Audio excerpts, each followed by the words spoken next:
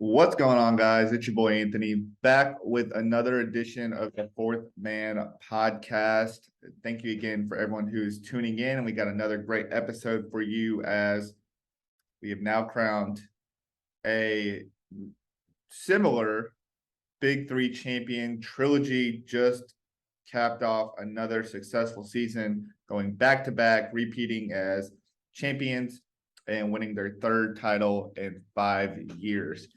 So we're going to get into and recap the Power Trilogy Championship game. I was going to just want to talk a little bit about my in-person experience at the championship game and kind of a historic day in Atlanta. And then ultimately we'll talk about the offseason as well and what to expect. Really, I'm just going to keep it real, keep it 100 as best I possibly can on some things I've heard throughout the season and kind of my overall opinions and thoughts on someone who's like covering this league attentively as I possibly can on what to really expect potentially coming in 2023 as we head into another long off season. So before we get into all that, again, make sure you're following the show on social media at Fourth Man Pod, 4TH Man Pod.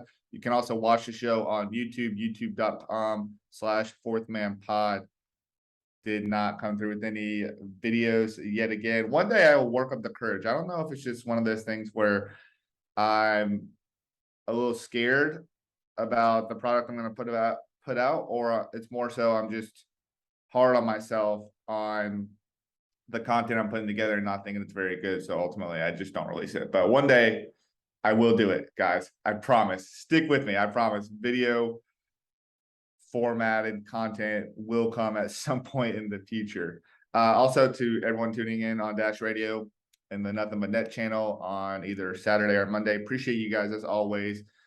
There's a lot of hoop lovers on the Nothing But Net channel radio, so appreciate Dash for giving us a platform. Appreciate everyone who's tuning in that just loves hoops, whether it's NBA or any of these other leagues out here. So first, let me just describe the atmosphere in Atlanta. So since 2019, I've at least gone to one game every year. Because I live in Florida here, so we do have a couple of big cities that they could potentially come to. Obviously, they just came to Tampa for the playoffs. The BIG3 is what I'm talking about today. But it's not one of those things where I've always lived in the city that they always come to. Like in 2019, I did live in Atlanta, so that was nice. But over the past couple of years, things have been in a similar venues throughout the entirety of the season, whether it's in Vegas or in Dallas. So first off, it was just good to be back at a game again in Atlanta. My second time being at a BIG3 event in Atlanta, and it was just as dope. This time I just went as a spectator, where in years past, I usually try to get some kind of media pass or try to get some kind of access. And I think I definitely could have done that for this championship game. But I think ultimately, one, I wanted to bring more people along, introduce more people to the league, and not only the league, but the event experience itself. So went as a spectator this time around. Still cool. Saw a couple people that I've had on the show and have talked to in the past, whether it be over social media or in person at games. That was cool. But the experience itself was pretty dope. Like, first off, they were sold out and the number of seats they had. Like, in terms of capacity, they were sold out. So that was a good sign for the league. And they also had 3 different games on this day. So had some pretty decent seats. We got there about 2 in State Farm Arena, or we got there probably about like 1:30 leading up to it. Some decent seats. Got to see some shoot around from about 2 to 3. We got to see the celebrity game. We saw Gronk. We saw Nelly, Gilly and Wallow. Gilly was going crazy. We saw NLE Choppa going crazy on the court and got to see him perform live. Then we had like a weird long 1-hour break between like 3 and 4. I don't even know what was going on. I don't know, because the celebrity game, they were taping that to air this upcoming week tomorrow. Tomorrow they're gonna air the celebrity game. So I don't know if it was like something to do with production and that's why it was taking so long, but an hour went by and we were just kind of sitting in our seats like, what's going on? And then ultimately they got to the All-Star game where all the players, I mean, that was on TV, but all the players were, their own jerseys. I think Team Ice had every team or every player on that team had like the white version of their team's jersey, and then on the other side they had the colored version of their team's jersey. So we saw the All-Star game. I think that'd be cool in the future if we saw like, All-Star jerseys like we've seen in the NBA, but I know this is the first All-Star game. So kind of working out those kinks a little bit, figuring out what works. And then also ultimately had the championship game. So all in all, just the experience itself was really cool. I mean, 3 games to 1 for, I think we all paid like $25 each with a little bit of taxes included within there. Not too shabby for 3 games. We got 3 performances from NLE Choppa, Young Dro, and BOB pulled up. Pretty cool. We saw 2 Chainz there. So like a lot of star power at the games. Like we even had some people in attendance with me, like weren't really crazy about basketball necessarily, but they thought the experience was dope of like based off the people they got to see. Like she was a big Bachelor fan. So maybe not such a fan of Matt James, but it was kind of surreal just to see people like that, right? Have people with me that like football. We got to see Gronk, we got to see Vernon Davis. So like a lot of star power in the midst, but also like got to see some games in between. The celebrity game was actually not bad. Like it was pretty crazy to see that we saw it before it aired, but like the game itself was pretty good. It took a while for them to get some scoring going, but like I don't know how many people within the community have seen it, but like Ball is Life has posted this, and maybe Slam has also posted some videos about it.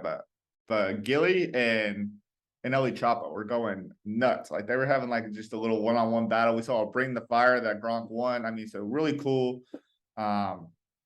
Just kind of being there in person and being able to see all that unfold. And then the All-Star game, like definitely saw some All-Star moments. And we saw Team Doc. Yeah, Team Doc win it all. Yeah, Team Doc win it all. And then I'll do the championship game. But I'm just kind of rambling at this point. I just want to say, like, I really enjoyed the experience. I always do every time I go to the events. Like the people there within the league are really cool in terms of the players, and most of the personnel are pretty cool about just being able to talk to, saying what's up, taking pictures for fans, signing autographs, whatever the case may be.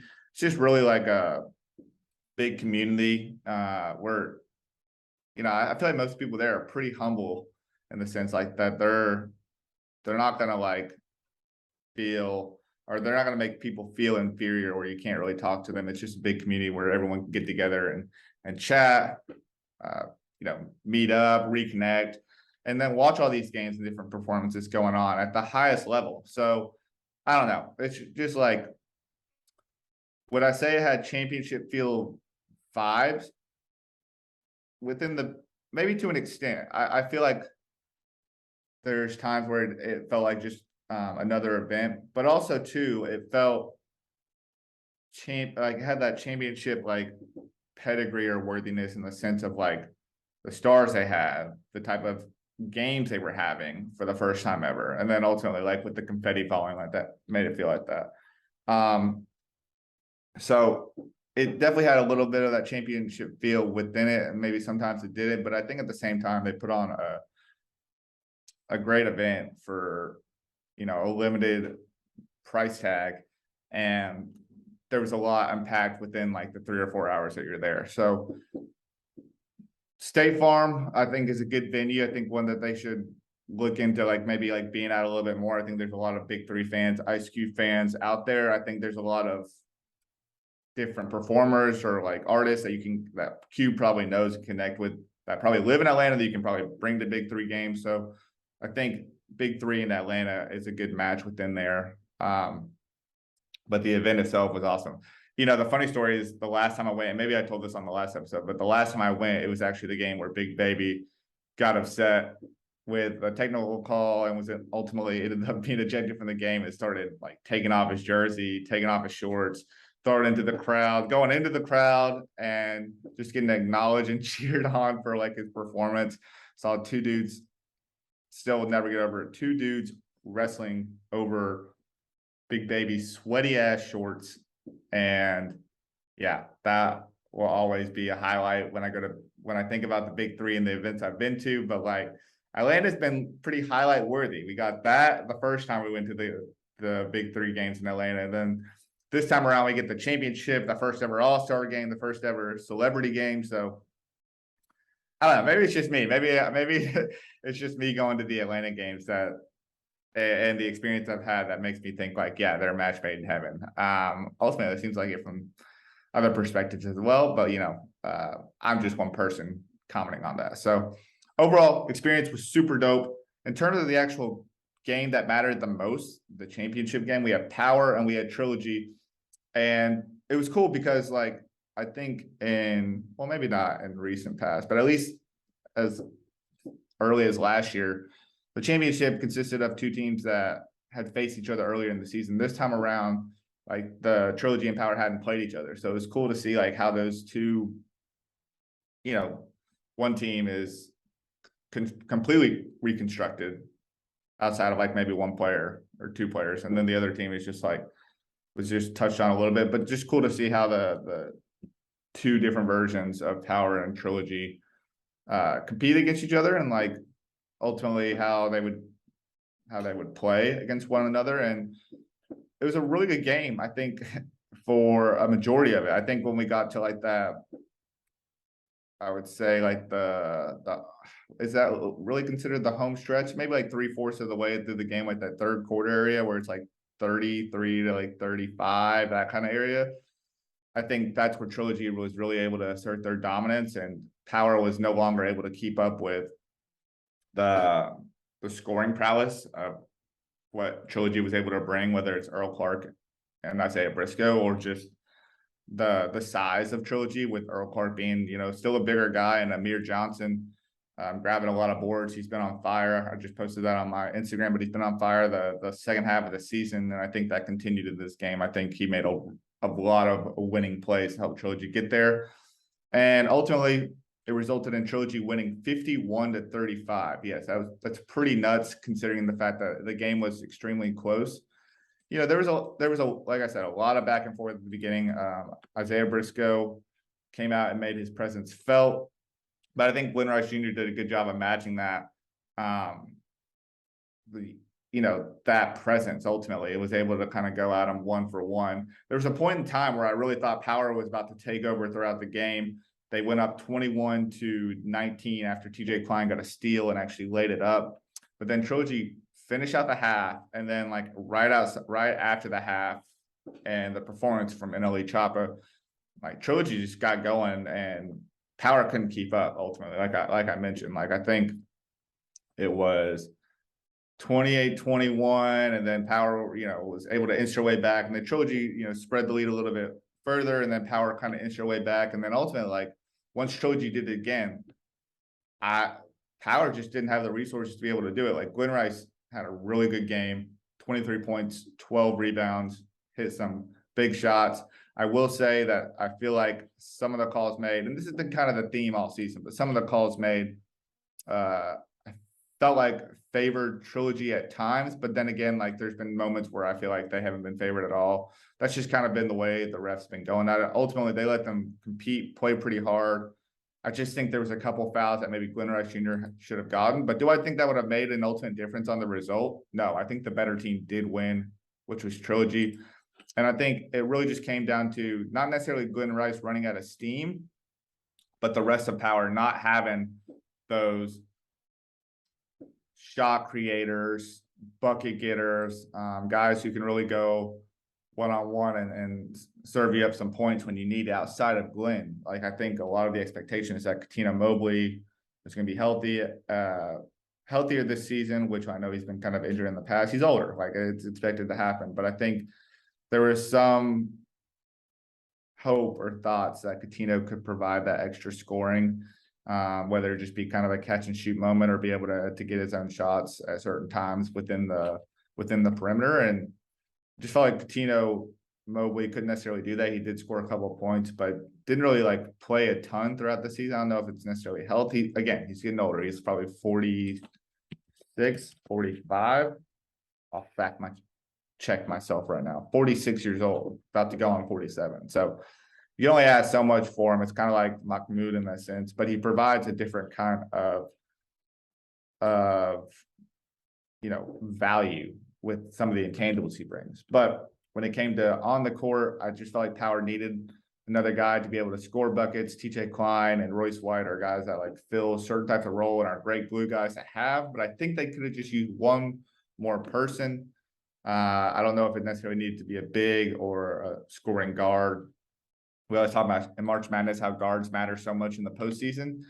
And I just felt like Power just needed that extra guy and didn't have it. Whereas Trilogy has Isaiah Briscoe work in the first half and then Earl Clark able to close out in the second half. So I think that was the biggest difference. You know, Trilogy had outscored Power in the second half 26-14.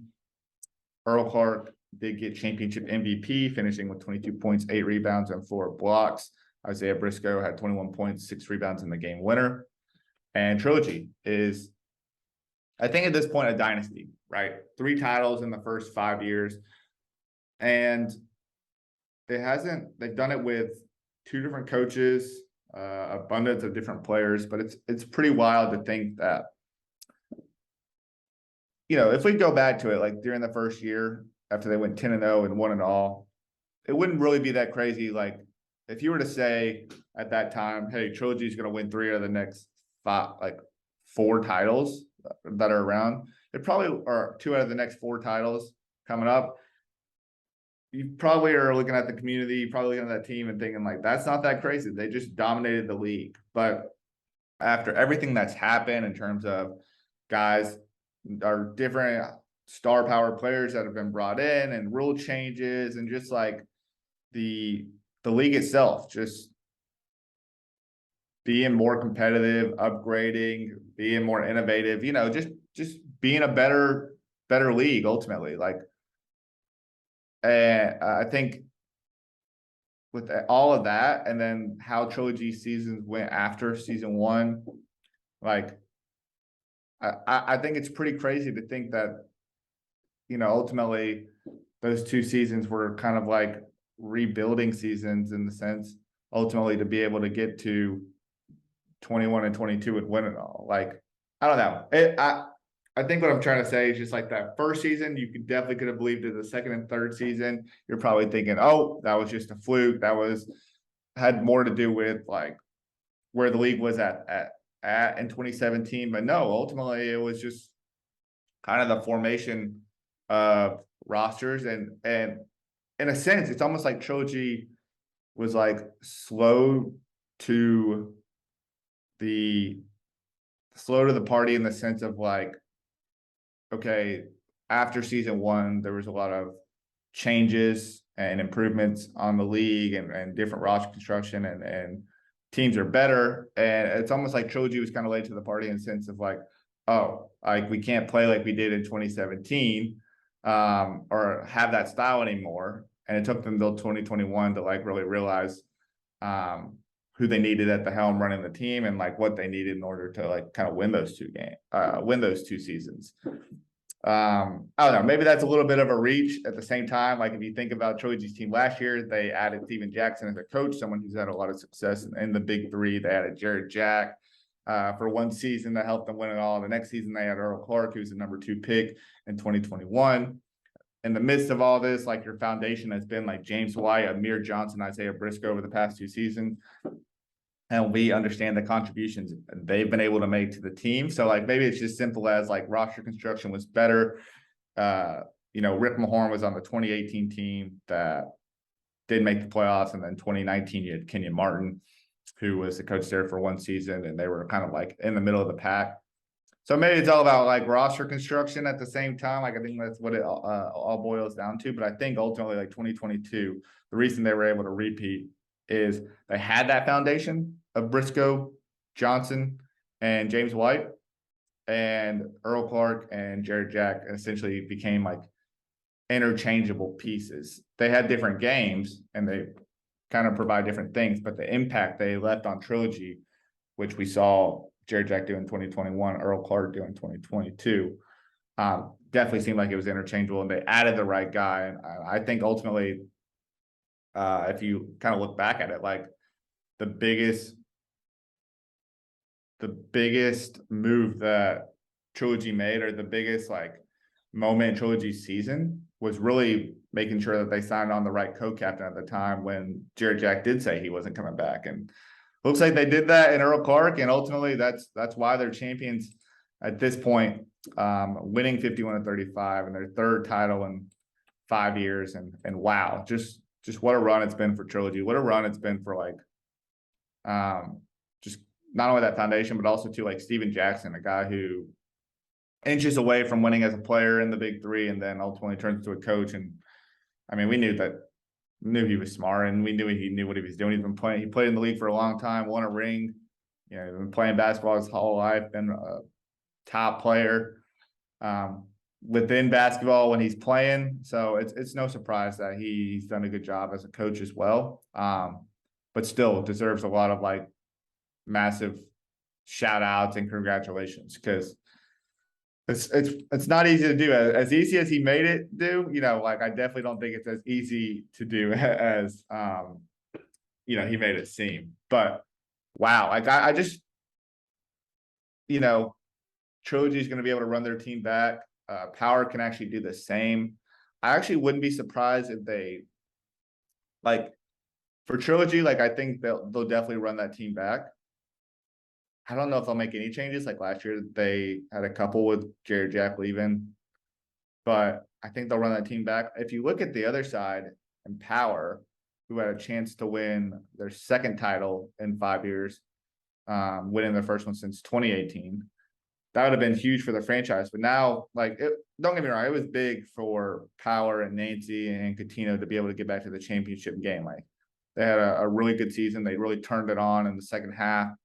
Glenn Rice was Rookie of the Year for a reason. Like, he really carried this team. But it makes you question next year and in the future, like, what's really like the plan? Like, what do you do in terms of your roster and like how to get back to that championship game? So like, essentially what I'm thinking is like, one, is Coutinho Mobley coming back or not? Because if Coutinho Mobley's coming back, I think there's a little bit of roster reconstruction you need to do. I don't know if I necessarily, like, no offense to Skittish Feely. I think Skittish Feely had a better season once things like he got going, he got adjusted to the game. But I think at the same time, like, again, they needed someone they needed some size, but they needed also someone that could get you a bucket outside of just Glenn Rice. Not saying that Coutinho can't provide that every now and then, but I think they need someone that's a little bit more reliable, maybe a little bit younger, to be able to do so. They can stay in games for long periods of time. If Coutinho doesn't come back, that leaves you in a bigger assessment mode where you're like, okay, well, now we got to bring in a new captain. Do we bring one in internally? You know, who else do we bring in? On the flip side, do we reconstruct a roster? Because Power at this point has the ability to drop people and picks, like, and add a additional draft pick, you know, in the draft based off what they do. You know, Power has, when you're the runner-up in the big three, you have the ability to bring your team back completely, or just bring pieces of it back, or everybody who was a draft pick, you put back in the pool and you redraft, or you can switch around co-captains. You know, you have that ability. So Power's got a couple of things that, and luckily for a long offseason in the big three, Power's got a couple of things that they need to assess. But I think for them, like, you know, this is a team that you can never count out at the end of the day. And I think with just a couple subtle changes, and if things work out the right way, health-wise and like schedule-wise, I think Power could definitely be back there. Overall, I'm thinking, man, who is going to stop this Trilogy team? Like, this is a team like we knew would be good coming into the season, especially with the addition of Earl Clark, despite Jack being gone. And now they're bringing this team back again. Like, I know I have a feeling the league will continue to add some, you know, bigger named players, or I guess names that people are fans, NBA fans or basketball fans, on a casual basis they're more familiar with. Like, I think the big three will do that. But like, the continuity at this point with Trilogy and like coming off like the pedigree they have with like 2 titles, like at this point, you know, this is the team to beat. Like, these are the Warriors of the big three at this point, with 3 titles in 5 years. I would not be surprised if this team got back to the championship again. In fact, like, it's so hard for me to make that claim, but I really could see this team like heading back. Like, this is a tough team to stop.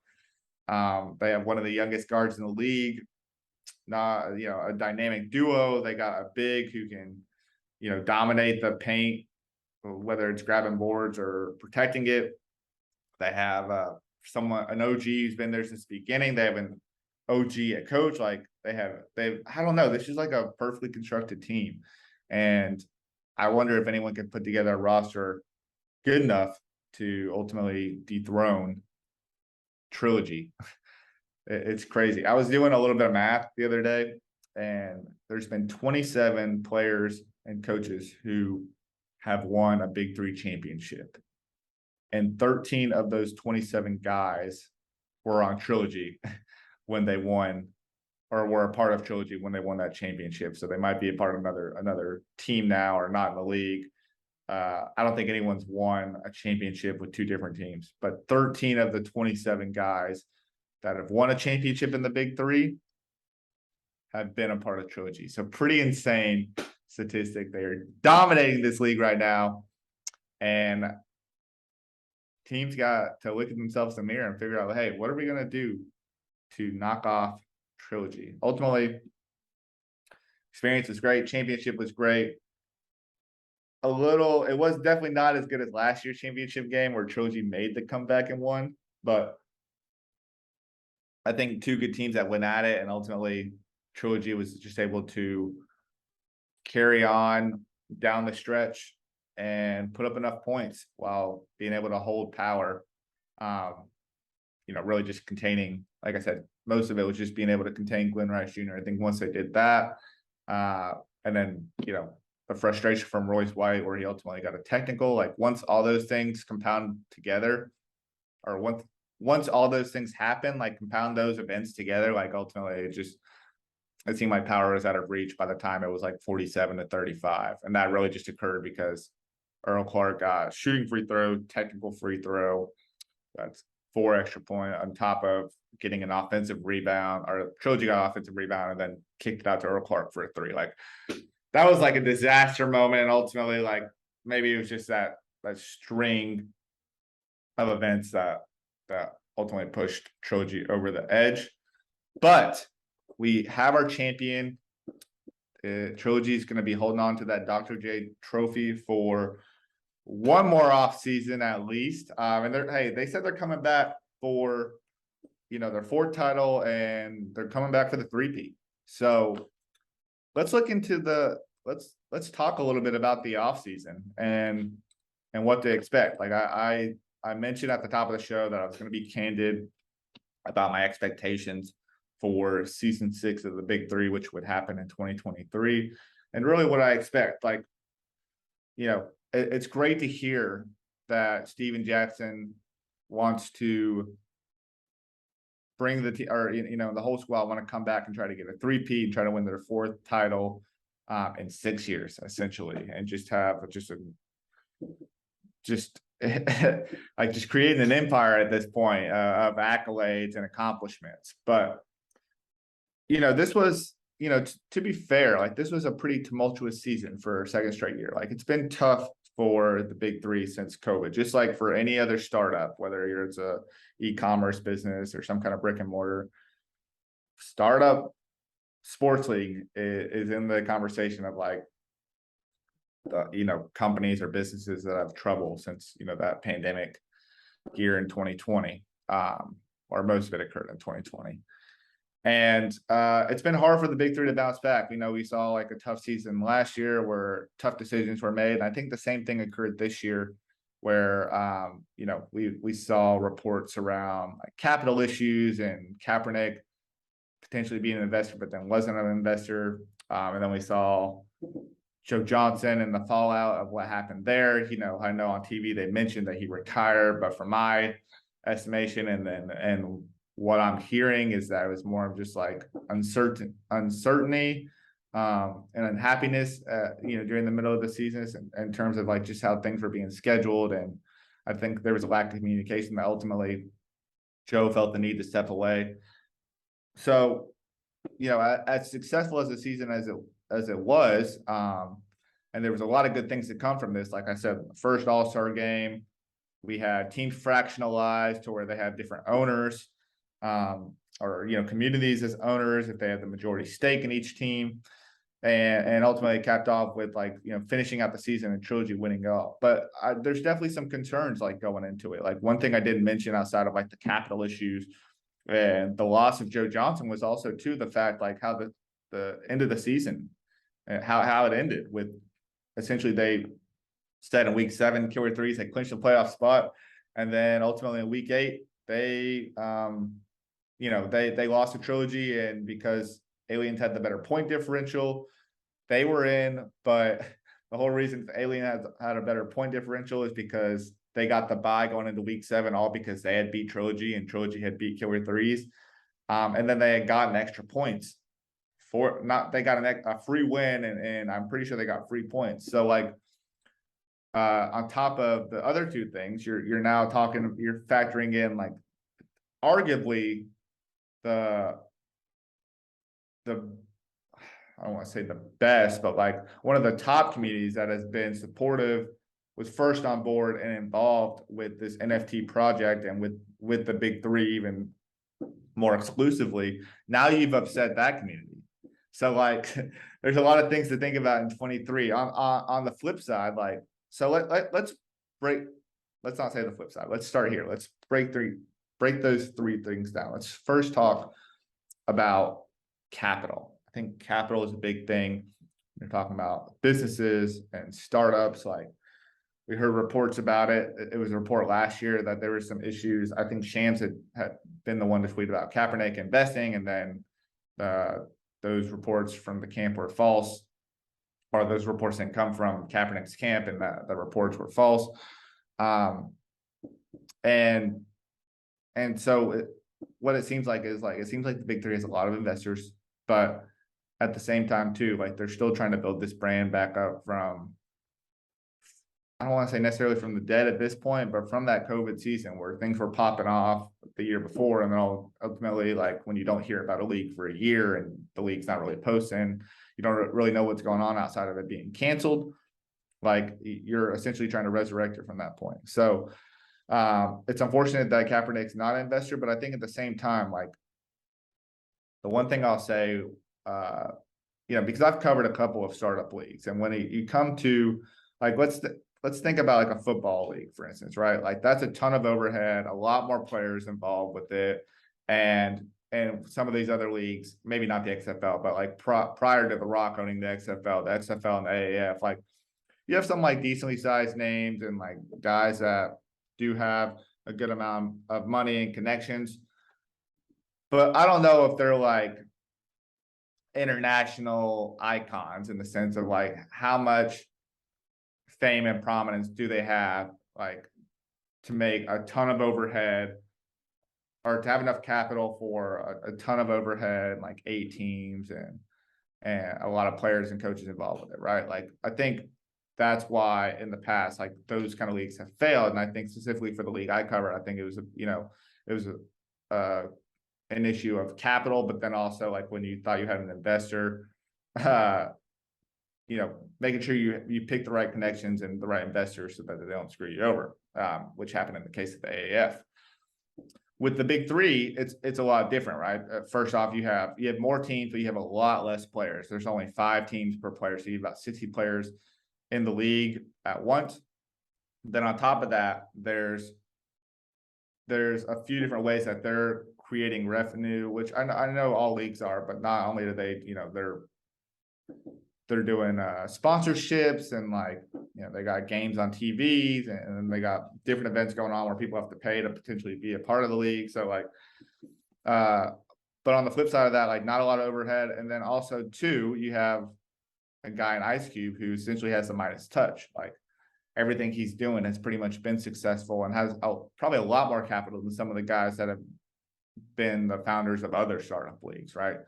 So basically what I'm trying to get at is from a capital perspective, I think Ice Cube and even Jeff Quanitz to probably an extent have a few more connections, have a little bit more money in their own accounts to be able to invest in this for a long time until this ultimately like is more, I guess, involved within the masses conversations when it comes to like basketball, right? Like I think I think the league continuously is getting more viewers and more engaged audience and more people interested and attracted to the league.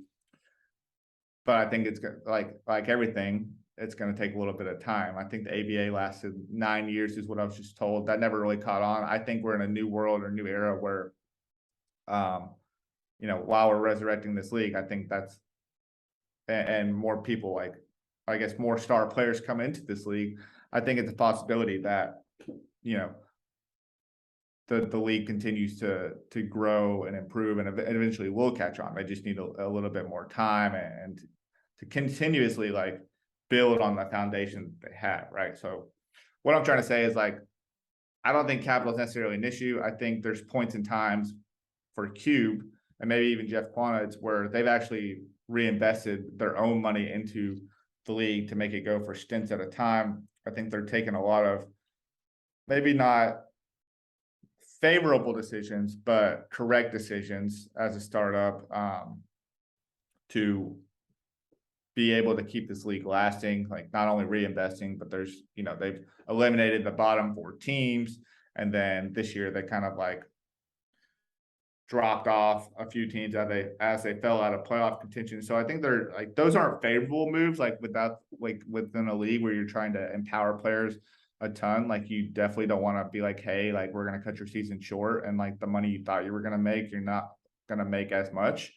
So like those aren't the most, like, those aren't moves to keep people happy, but I think they're the right moves in terms of like where you're at as a startup business and the money you currently have in the bank in comparison to the profit that you're making, and being able to ultimately make sure that the losses aren't so much to where you can keep the league growing until hopefully you get enough people to really love it and catch on and start making that profit, right? A lot of business jargon words there, and that's not necessarily my expertise or my forte, but what I'm basically trying to say is I don't think of money is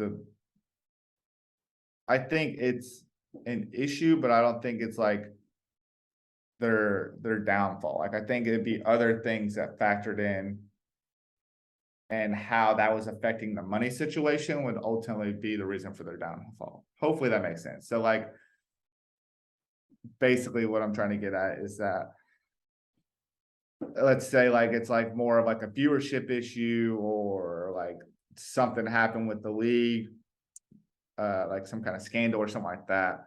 I think like things like that, where it's like people get disinterested, which disinterest leads to like people not buying things or watching things that you're involved with, and then ultimately that leads to like not making money, and that would be the downfall. That's essentially why I'm saying like money's not the biggest factor, or capital's not the biggest factor. But that kind of contradicts, what I'm trying to get at in the sense of like money is definitely the biggest factor, but I think there's like different effects of how there's different factors that's going to affect the actual money situation, to the point like where they're not going to have enough capital. So it is the biggest factor, and it isn't the biggest factor is ultimately what I'm trying to get at. I think a lot of it will come down to like moving on to our next point, being the loss of Joe Johnson, the face of the league, the 2-time MVP. How much is that affecting the league? I mean, throughout YouTube comments and social media, all we see is like, what happened to Joe? Where's Joe? I've even seen comments saying like, I'm not watching anymore if Joe Johnson's not playing. Like, you lost a guy who was bringing in a ton of fans and viewers and interested parties. And, I think like talking about Joe Johnson, we don't know the whole story. They said he retired. That's definitely not the case. Joe's playing in pro-am leagues, and, he's opened up his own yoga studio. He's in immense shape. Like, so I definitely don't think it was a sense of retirement. I think he walked away from the league, and I heard reports like travel schedule and itinerary were not communicated well, and some things were last minute. And I think there's more that factors into it. I think I've talked about this a couple of times, but ultimately I think where he was at, winning a championship, winning a couple MVPs, and the success he's had, he probably said, well, this isn't really worth it to me. I've already done everything in this league. I love this league, but I don't love the, you know, other factors involved with this league. So I'm stepping away.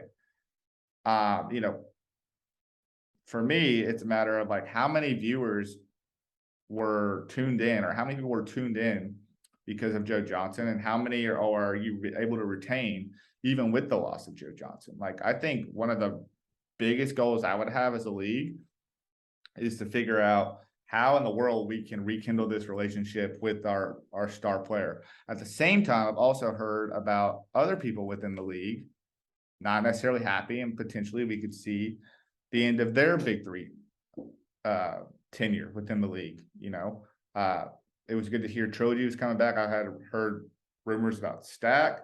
I had heard rumors about Gary Payton, who was already had to switch teams, missed the playoffs for the first time, and then other things are going well. I heard this could potentially be GP's last season. So it's like, are you able to rekindle some of those relationships with some people that are upset?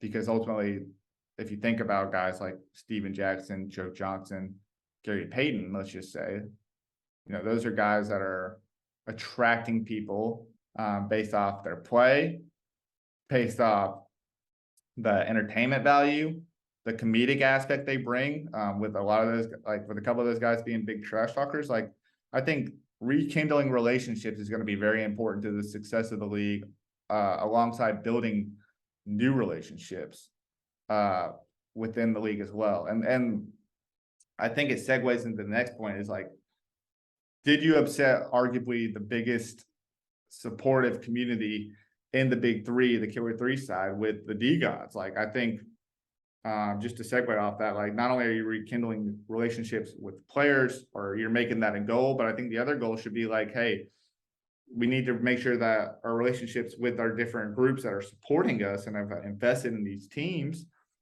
are happy as well. Like, and we just need to communicate better. So I think a lot of it just comes down to communication. Those are some things I'm definitely thinking about next offseason, like coming into the offseason. I think I'm also thinking about like who stays and who leaves this year. You know, I know I touched on a few guys, but like also too, other guys that are getting up there in age that maybe no longer want to play anymore. Other guys, like, let's say for a team like Enemies, who, you know, I guess enemies or Ball Hogs or Bivlak, like guys like that who have been on the ends of like losing teams, have had their seasons cut short multiple times. Like, are they going to continue to want to come back and try to make the team successful, and with the possibility that like their team's not successful, the season's going to be cut short for them? Like, I don't know if everyone's crazy about that idea, especially when summer, like, and a lot of the guys in the league are overseas players. Like, during the summer, sometimes they're off season, like their break. Like, are they going to want to continue to do that? Well, the star players that you've brought in for this season, are you able to retain them? You know, Michael Beasley's, the Gerald Greens, the Jason Richardsons. Like, are we going to be able to retain those guys in this league and continue to grow on that aspect? Because you already lost Joe, and you know, you've lost, and star players, like the turnover rate within this league, like it's just the nature of the beast. A lot of the guys that have that star power are a little bit older, so that happens. But like, are you going to retain enough of those guys to be able to build on the foundation of this league? Like, Michael Beasley's a gem. I don't care, you know, what's going on in terms of like how he shows up to the game or how he walks out of the tunnel, things like that. Like, he's engaged when he's playing and he's entertaining to watch. Like, you need to be able to hang on to him, make sure that relationship is perfect, right? And I think same with Gerald Green. Like, I think Gerald Green like had a lot of fun playing in this league. I think he had a really great season, but like, make sure you like hold on to that guy. Like, he is potentially the next like face of your league if it's not Michael Beasley. So I don't know. Those are some things I think about. I think like teams will change. Like, I think about guys like Deshaun Stevens. Like, he was a perfect fit for Aliens, but I think he's going to be a coveted player if he decides to come back. Trying to think, like, I don't know. There's just teams that will definitely be reconstructed, and I think it's at this point, it's like expect the unexpected. Like, are we gonna get all the captains to come back? Like, I don't know. Like that, I thought, like, for instance, going back to enemies, I thought Perry Jones would come back. He's been in the league for a few years. He had to play a season overseas that was a little bit extended, so I guess he didn't get that chance. We'll see Reggie Evans come back for 3-headed monsters. What does that mean for them? Like, who are they going to draft outside their team? Is Kevin Murphy available? Or do they make him a co-captain for someone like Mahmoud, who maybe hangs it up? Does Rashard Lewis hang it up? So, like, those are some questions I definitely have.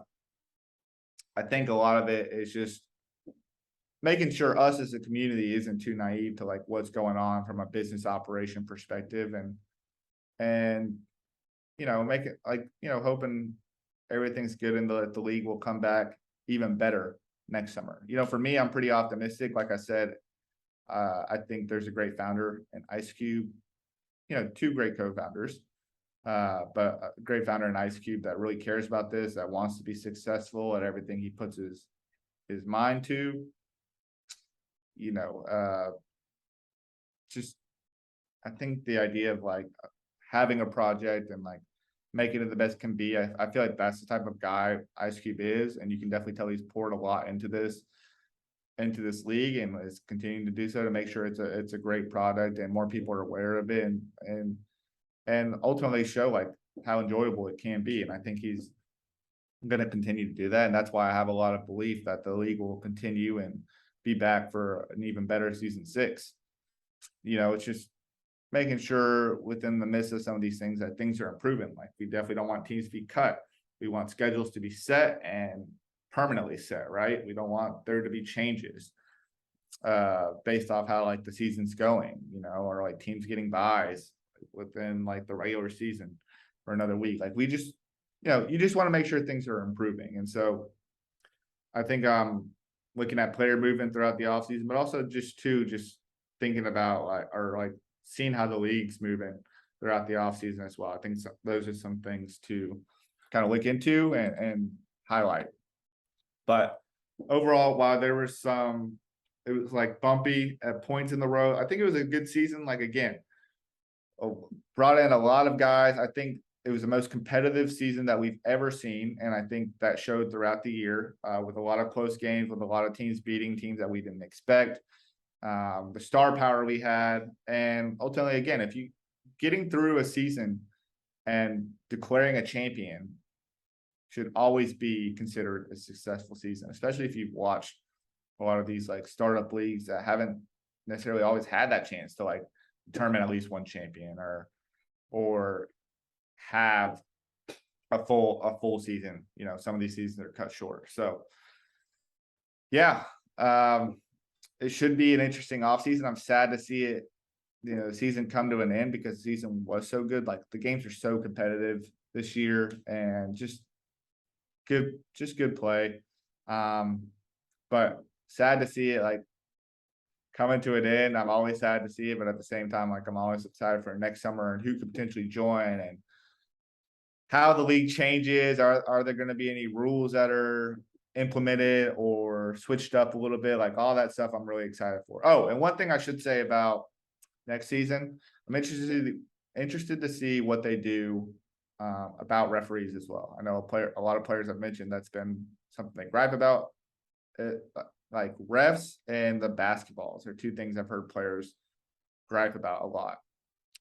Certain calls, which this is a more physical league, but certain calls that need to be made. And then on the basketball side and the actual ball itself, there's apparently it's like gets really wet and slippery easily, and it's like hard to handle and grip. So I wonder if they just go to like manufacturing a different type of basketball or regular basketball with like the BIG3 logo back on the ball. I don't know. Maybe they'll keep the same balls and just say, hey, get used to this league we play in. Those are two things I'm curious about as well. But season is coming to an end. The hope is, and just lay it out for people that are new to the show. Usually how the offseason goes is I'll probably record over the next couple of weeks a few times.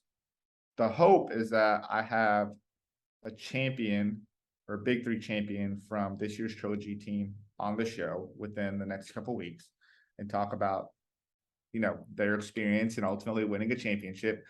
But probably like starting in middle of September or even like early October, I'll start probably going on like I do every year. I usually have one show per month leading up to probably like the around March when the season starts to like kind of turn up again and like announcements are being made. But during that time, like the idea for the show is to figure out, hey, do we want to try to bring on a co-host? If someone in the community loves the Big Three as much as me and would love to talk Big Three every week throughout the season, a co-host is something I'm considering. What type of content do we want to bring this summer, or bring this off season into next year? Like, should we try to do things with more players? Should we try to do more video content that I've been talking about time and time again? I would love some suggestions on some things, but there's going to be a lot of thought into the type of content we're bringing in ultimately heading into next year. I want to really continue to expand and grow on this, this podcast and this brand, and suggestions are appreciated, but don't get me wrong, I'll be doing a lot of thinking and brainstorming on potentially what else could bring to this that would make it a little bit more exciting, entertaining, and make sure that you guys are, entertained and accurately following the league based off what I'm putting out there. So those are some thoughts and kind of how we're progressing through the off season. And, again, sad for season 5 to come to an end, but excited for potentially what's to come next summer. But all that being said, appreciate everyone who has stuck along up to this point on the show. I know it was a lot of me talking about the league and kind of rambling at times, but ultimately, I think these past few episodes, I've really just been trying to be candid, try to have like a natural conversation around the league and some of my just looming thoughts that I've been thinking about, and with just looking for any kind of feedback, or if there's any questions or anything, please feel free to drop those into comments on social media or on YouTube, wherever the case may be. But that's going to do it for today's episode. That's going to do it for the Big 3 season. Again, the hope is that by next week or the week after, we'll have a guest that's a Big 3 from the Big 3 champion team Trilogy on the show. But other than that, continue to make sure that you're following on social media at Fourth Man Pod. We'll be regularly posting on Instagram, Twitter, and TikTok throughout the offseason like I typically try to do. You can follow the show on YouTube as well. Again, video content is something that I'm heavily considering. It's just like, what kind of content do I want to put out there in terms of video formatting, or what are some, ideas I can put together for next year in terms of video format. So if you want to follow anything on our YouTube page, youtube.com/fourthmanpod, you can subscribe and hit the notification bell. Please, that'd be greatly appreciated. And for all of you listening on Dash Radio and the Nothing But Net channel, again, thank you all. We appreciate you guys all throughout the Big 3 season and the year as well. But that's going to do it for today's episode, and we'll see you guys the next time.